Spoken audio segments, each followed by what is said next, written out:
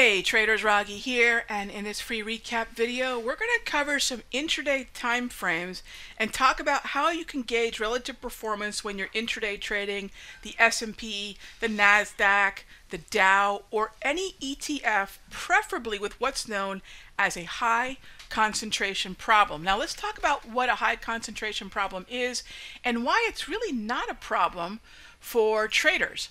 So let's do this. Let's jump on over to the browser here and pull up the ETFDB site. And in this, what we want to do is pull up, for example, the ETF equivalent of the Dow, which would be the DIA.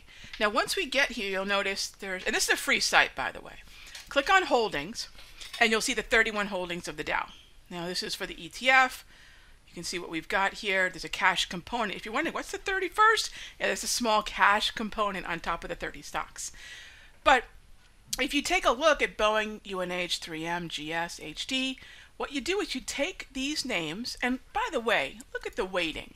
These are not stocks that are all equally weighted within the Dow. Some have a whole lot more weighting than others. And this is on the first page where we dropped from almost 11% to 3%.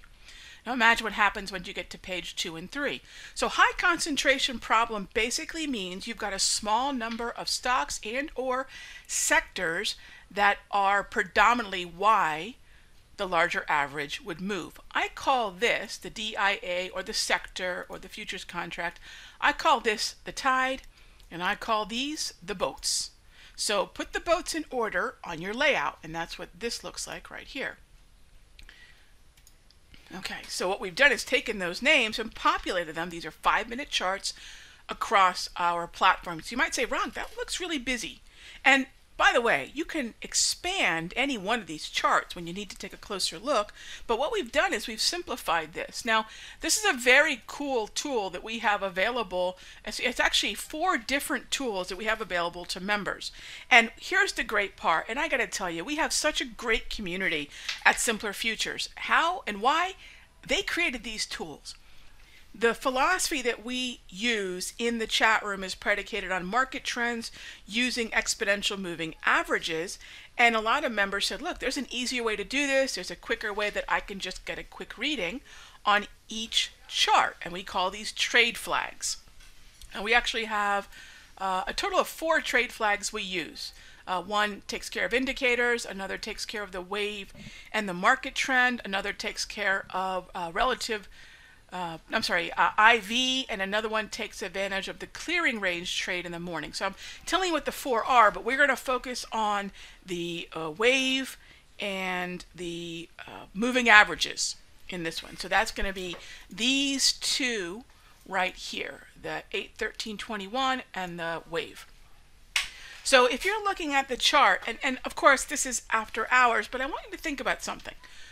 If you're trying to understand what the overall market is doing, here you go. Bearish structure on these moving averages, bearish structure of the wave. This is a market that you want to focus on bearishly. That's the direction of the trend.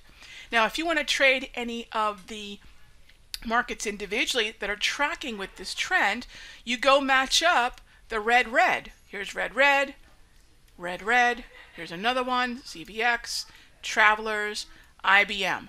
Those would be your weakest names. If you want to short this market, find the double red.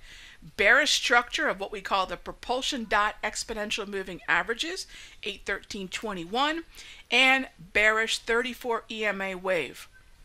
That's, by the way, what color codes are grab candles.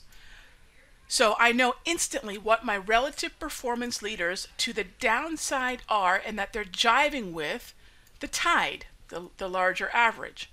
Now, what if I'm looking for a market that could break out? Let's say I feel that, you know what, this Dow might be bottoming. Perhaps there's an opportunity to get long. I would not recommend getting long the Dow. Not at all. Not until we either see some yellow or green in these 2 indicators. But 3M, again, this is a 5-minute chart. 3M could be interesting. UTX for sure. Then I would go ahead and prioritize some of these sideways, that's what SW means, sideways waves. That's how quickly I can understand what's a good list for buys and what's a good list for shorts. And by the way, these trade flags are running on Thinkorswim right now. We're going to make them available for other platforms. And again, these are free indicators, gang, that our members have made available and that we share in the membership. So once you start using the grab candles and the wave and you're trying to understand what the propulsion.emas are doing, you can just put what we call these trade flags right on your chart. We make a lot of different tools available to members. So once you're a member, there's something extra you have to do the kind of analysis that I'm sharing with you in most of these free videos. And I like to make a point of that. And I really like to, again, emphasize just how great our members are, because they're the ones that have taken my work and even simplified it again. So what a terrific community. I'm just kind of gushing over the members that we've got, and letting those of you that are watching these videos know this is the kind of tools we have available. So hope this was helpful. Think about this next time you are looking at a chart. And by the way, even if you don't have the trade flags and you're running on, say, TradeStation, all you need to do is take a look at the candle color, right? Green, green, blue, green. Okay, that's more sideways. Blue, sideways, sideways, bullish, sideways, sideways, bullish, bullish, sideways, right? So when you see predominantly one color or the other, green or blue, you know it's bullish or bearish. When you see a mix of the green, red, and blue, or mostly blue, it's sideways. So the trade flags are convenient. They automate the analysis of the grab candles, but you can do this straight through the grab candles as well. Here's another example using the XLE ETF. I'll be talking about crude oil and a whole lot more in the premium video. I will see you all in the next update. Hope this was helpful. See ya in tomorrow. Oh, you know what I do have for tomorrow? I want to take a look, a deeper dive into some of these retail sales numbers and what that could mean going forward for some of you looking at the RTH, XRT, and heavily weighted names in the NASDAQ. All right, so I'll see you in the next video.